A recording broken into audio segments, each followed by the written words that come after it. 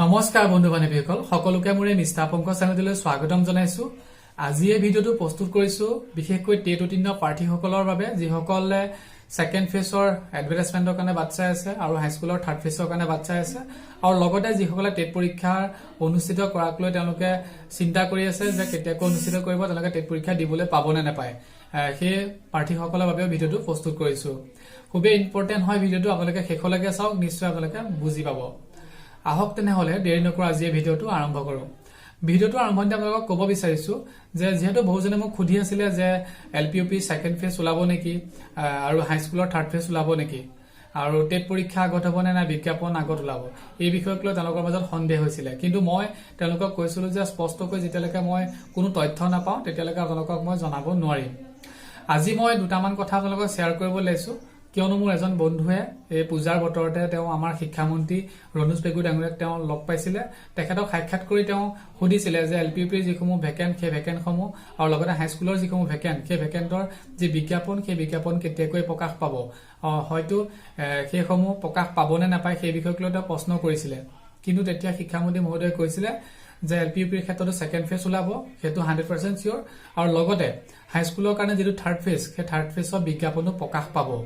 কিন্তু তেওঁ এটা কথা উল্লেখ কৰিছে যে যেতিয়া মোৰ লগৰ বন্ধুজনে প্ৰশ্ন কৰিছিলে যে স্যাৰ কেতিয়াকৈ প্ৰকাশ পাব সেই বিজ্ঞাপন, কিন্তু তেতিয়া তেওঁ কৈছিলে যে যিদৰে থাৰ্ড গ্ৰেড আৰু ফৰ্থ গ্ৰেডৰ যিটো ডাইৰেক্ট ৰিক্ৰুটমেন্ট এক্সাম হৈছে তেনেকৈ এটা এক্সাম হ'ব, সেই এক্সামৰ পিছতহে পুনৰ বিজ্ঞাপন প্ৰকাশ পাব। এইটোৰ পৰা আমি এটা কথা বুজিব পাৰিছো যে বিজ্ঞাপন ওলোৱাৰ সম্ভাৱনাটো খুবেই কমি গৈছে, যে আগতে টেট পৰীক্ষা হ'ব পাৰে, সেই টেট পৰীক্ষা হোৱাৰ পিছতহে পুনৰ বিজ্ঞাপন প্ৰকাশ পাব পাৰে। এই কথাটোকে আমি তেওঁৰ মন্তব্যত আমি বুজিব পাৰিছো।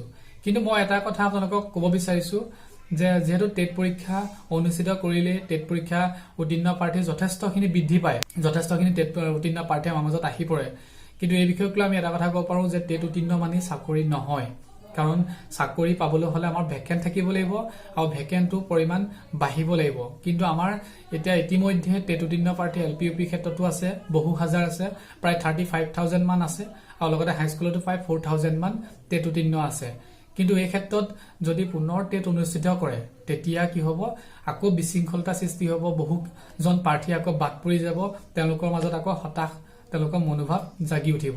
সেয়েহে মই এটা কথাই শিক্ষামন্ত্ৰী মহোদয়ক অনুৰোধ কৰিব বিচাৰিছো যে যিসকল টেট উত্তীৰ্ণ প্ৰাৰ্থী আছে তেওঁলোকক আগতীয়াকৈ নিযুক্তি দিব লাগে আৰু দিয়াৰ পিছতে পুনৰ টেট পৰীক্ষা অনুষ্ঠিত কৰি আকৌ পুনৰ বিজ্ঞাপন প্ৰকাশ কৰিব লাগে। তেতিয়া খুব সম্ভৱ সকলোৰে মনত এটা শান্তি বাৰ্তা তেওঁলোকৰ মাজত যাব, সকলোৱে মনত শান্তি পাব আৰু কাৰো মাজত কোনো ধৰণৰ হতাশ হ'বলগীয়া নহয়। সেয়েহে আমাৰ এই চেনেলটোৰ যোগেদি আমাৰ শিক্ষামন্ত্ৰী মহোদয়লৈ আমাৰ অনুৰোধ থাকিল যাতে তেওঁ পুনৰ বিজ্ঞাপন প্ৰকাশ কৰাৰ পিছতে যাতে টেট পৰীক্ষা অনুষ্ঠিত কৰি আকৌ পুনৰ সেই টেট উত্তীৰ্ণ প্ৰাৰ্থীসকলৰ কাৰণে বিজ্ঞাপন প্ৰকাশ কৰে।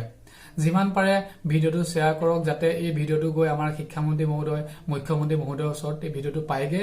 আপোনালোকে পৰাপক্ষত ভিডিঅটো শ্বেয়াৰ কৰক আৰু লগতে যদি ভিডিঅটো চাই ভাল পালে প্লিজ এটা লাইক কৰি দিব আৰু যিসকলে নতুনকৈ চেনেলটো চাই আছে প্লিজ তেওঁলোকে চেনেলটো ছাবস্ক্ৰাইব কৰি ৰাখিব।